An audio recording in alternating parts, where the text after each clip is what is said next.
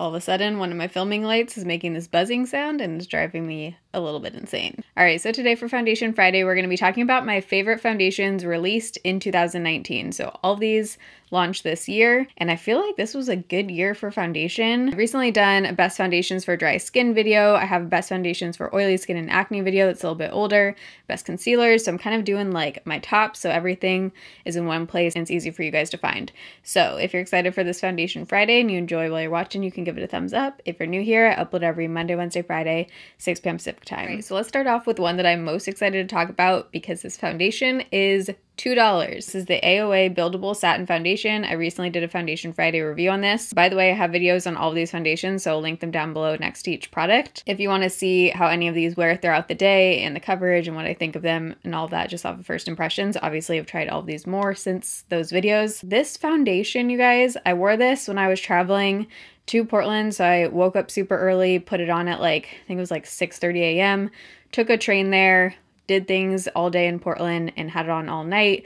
Also had a migraine at some point throughout that day, so I was like laying down.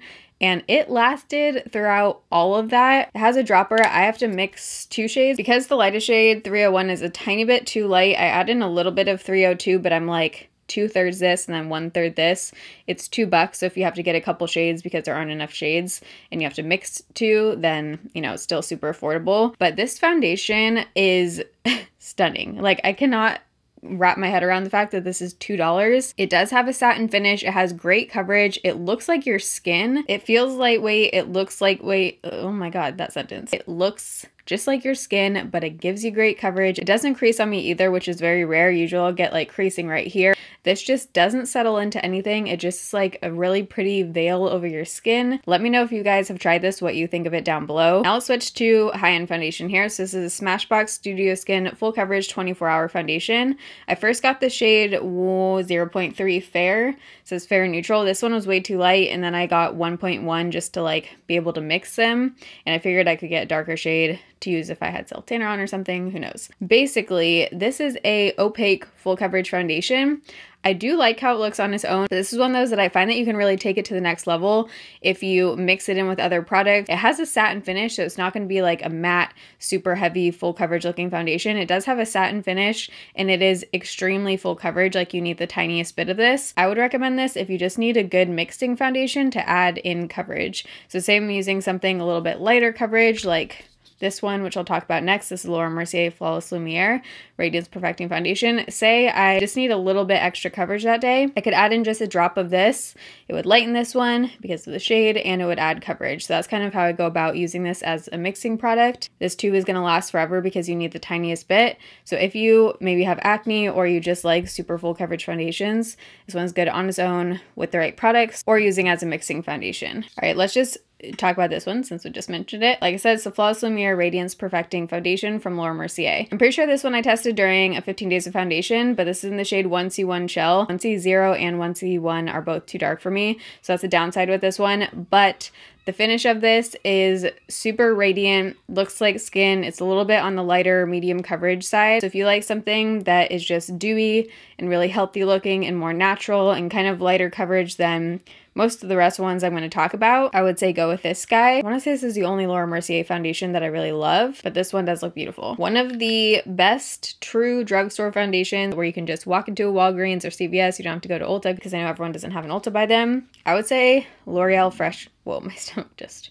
I would say L'Oreal Fresh Wear. This launched this year. This is their new Infallible Fresh Wear Foundation, 24-hour. I don't have a perfect shade match. 410 is a little bit dark. 400 is a little bit light, so I kind of just like mix the two. This is one of those foundations, if you need a long-lasting, all-day, not gonna budge kind of foundation, I would say it has medium to full coverage depending on how much you use and how you kind of build it up and everything. When I first put it on, it looked super full coverage. Every time I've used it since then, it's a little bit less coverage for some reason. This one does just look like fresh wearing throughout the day. It has SPF 25. It's just a good drugstore foundation that is very long lasting. I think if you have oily skin, this one would probably wear well. This one does have more of a matte finish, but I have a drugstore one coming next that has full coverage and a dewy finish if that's what you're into. Here she is. This is the Pacifica a Light Clean Foundation. Pretty sure I mentioned this one in my best foundations for bridal makeup video because it has full coverage. It is super creamy looking and just like plumping almost. I do like mixing the L'Oreal in with this one just to make it a little bit more long lasting on my skin.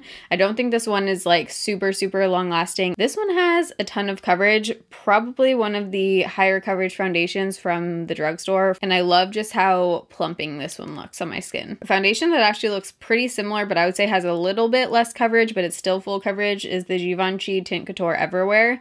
Both of these are full coverage, the Pacifica and the Givenchy. One of my favorites, I've mentioned this in a few of my favorite top foundations videos recently. For a reason, it just looks like skin, has coverage, gives that like plumping kind of look. I will repurchase this one once I'm out. I brought this with me to Portland. Just a great foundation. All right, what do we have next here? Let's do a foundation drop. These are technically drops, but you can use them however you want. I have lots of shades here because I love this product. Okay, let me just hold one. These are the number 7 Match Made Custom Blend Foundation Drops. Number 7 does have, I think, 2 different kind of foundation drops, so make sure you're getting this one. This is the one I'm recommending. These are full coverage. These guys pack a punch. They have the most beautiful satin dewy kind of finish. You can mix them in with literally anything. You could use them to add coverage into another foundation and just give kind of like a more satin finish. You could use them on their own. You could mix it in with a primer or moisturizer, whatever you want. I love bringing these traveling because they're super tiny. If you don't have a perfect shade match in one foundation, or if you just want to have something that's a little bit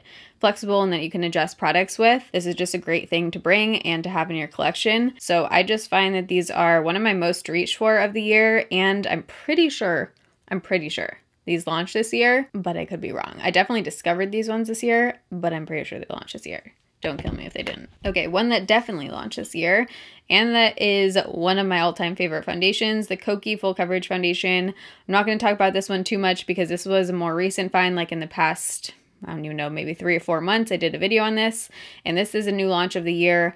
I don't know what is happening with this foundation. It seems like they're bringing it out of Walgreens, but then it's still going to be available somewhere else. It's unclear. I don't think it's getting discontinued, but I know some of you guys have been tweeting me photos of like clearance price tags on this. Let me know if you have any intel on this foundation down below. Full coverage, matte foundation, wears beautifully on me throughout the day. I can mix it with stuff. It's one of those foundations that I can always depend on. It looks great on my skin. I've been more into matte skin lately, like more than I ever have been in the past. And this is one of those that doesn't look cakey on my skin. So if I want a matte look, I usually reach for this one. And it's from the drugstore. It's very affordable and it has a shade that matches me. I have the shade 10C and 10W. I can kind of wear either one. Next up, we have the Tarte Double Duty Beauty Face Tape Foundation. So this is one that launched this year. It is full coverage. I would say compared to this one, the Tarte looks a little bit more heavy on me, and it does feel a little bit heavier on the skin. It feels a little bit thicker than this one. This one I don't notice on my skin. This one I definitely do. But I love the coverage of this one. I still like how it looks. If I was going between these two though, I would probably go with the Kokie just because the finishes are very similar, but I think this one wears better and looks better on my skin personally,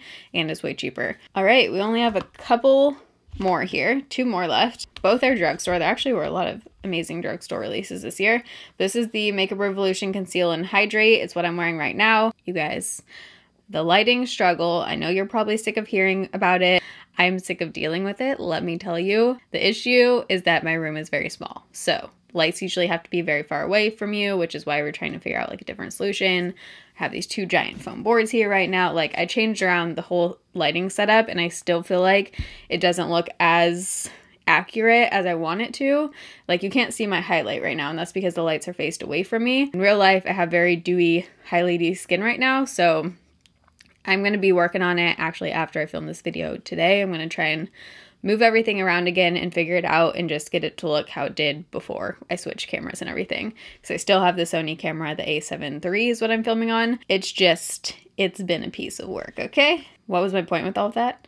Oh, my point is that I'm wearing this foundation right now. Yeah, that was my point with all of that. So this foundation I just love because it just is one of those that glides on. It feels good on the skin. It's full coverage. It's dewy. If you like more radiant foundations, you would probably love this one. It has hyaluronic acid and it says it is radiant, and that is true. This one does crease on me a little bit. You can probably see it starting. I would actually say the AOA drops give a similar kind of look, a little bit less dewy, but they last so much better. And then last foundation is the Maybelline Dream Urban Cover. This was released this year. SPF 50, full coverage makeup. This one on me now looks more like high medium coverage. I also feel like this is one that is very finicky with what you put under it and over it as far as like primers and setting sprays, especially primers. I remember getting a weird like pilling thing with this foundation when I used it over the summer, but it is super, super lightweight feeling. It's a really unique formula. It's nothing like the It Cosmetics CC cream. I know some people are comparing it to that just because of the packaging and the whole SPF 50 thing. I don't find it to be similar to that whatsoever. Like, it's an entirely different formula, foundation, everything. Just so light and almost like airy. So I do think this is more of like a summer foundation, or that's what I use it for. I haven't reached for it that much in the winter, but over the summer I was using this one. The finish is more on the radiant side, and I do like this one if I just want a very lightweight, quick thing to put on. All right, was that everything, folks? I think it was. The makeup on the rest of my face. For eyeshadow, I used the Too Faced Gingerbread Extra Spicy. I love this palette. I think it's beautiful. Both of the new Gingerbread shadows by Too Faced are really nice. For the glitter on my inner corner, I just used Urban Decay Midnight Cowboy. Always an oldie but a goodie. For lips, I mixed these two liquid lipsticks, Cara Beauty, wow, that is some small font, Wifey, and BH Cosmetics Natalie. And then my lashes are AOA Aria. These are $1 and I love them. I think we're done here. So if you enjoyed this video and found it helpful, you can give it a thumbs up. Again, I'm going to have everything linked down below along with the review videos. Let me know which foundations launched this year that you love, that you reach for, and if there are any others I need to check out. If you're new here, I have a Foundation Friday playlist. I do foundation review videos every single Friday. But I love you guys. Thanks for watching. See you in my next video. Bye.